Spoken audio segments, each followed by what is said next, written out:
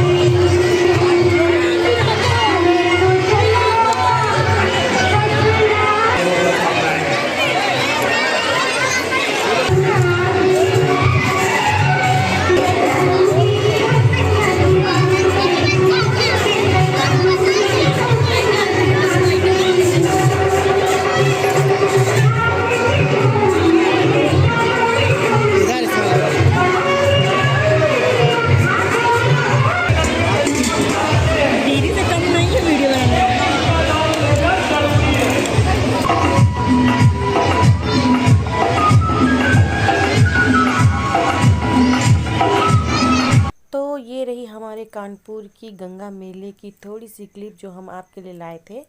और आपको ये क्लिप कैसी लगी तो प्लीज़ मेरे चैनल को सब्सक्राइब करें। बाय।